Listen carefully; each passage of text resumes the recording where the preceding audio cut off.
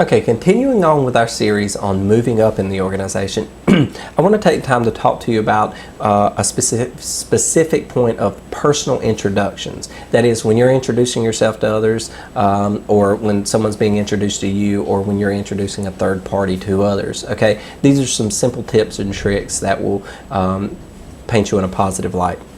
First, always stand up when being introduced to others. Don't stay seated. It shows a level of disrespect. So again, show that minimum level of respect to others if you're able.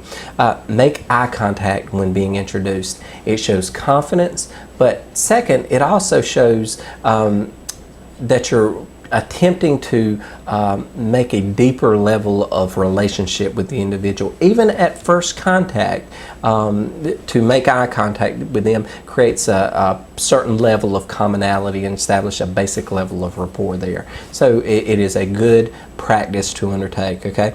Shake hands, firm and not too long, but nonetheless, don't give a dead fish, as they call it. Shake hands firmly. Again, demonstrates confidence, and generally, if the other person is of the same confidence level, it shows that you're matching them in that way, and it's a positive, engaging action. Okay.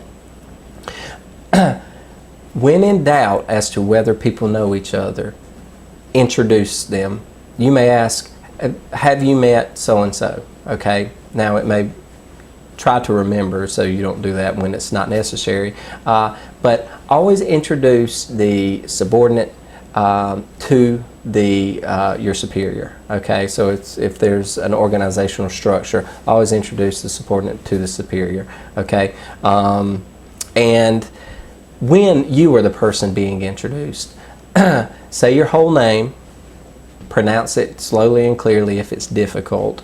Again, shake hands, be confident, but ask questions of the other person. Be willing to converse. Don't wait for them to ask questions about you, because that may not come. Again, nothing begs for another person to ask questions about you more so than you asking questions about them. Too many people, when they're being introduced to a superior, remain silent in that way. At least initiate some level of conversation there. It makes you more memorable, and again, makes you more engaging.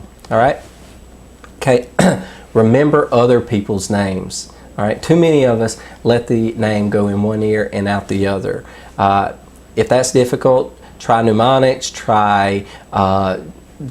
it's been shown one of the most effective ways is to associate a jingle with someone's name, that you can hum a common jingle and say their name in that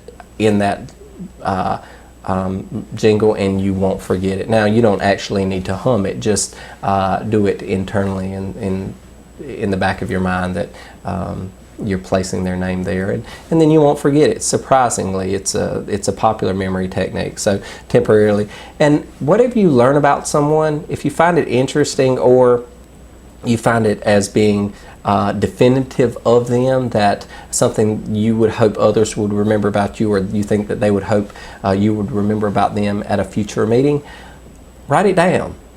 Okay? At the moment, it may seem like you'll remember something like that, but probably not. There's applications that make it so easy where you can simply take a picture of someone and jot notes about them in your contact list. You can use Evernote, whatever program you're familiar with, but that simple practice, you'd be surprised how often it can be advantageous to you. And then again, when you're saying your name, make sure the other person can hear it, and if it's difficult to pronounce it for them. Okay, and those are simple tips about initial introductions that can help you stay ahead of the game.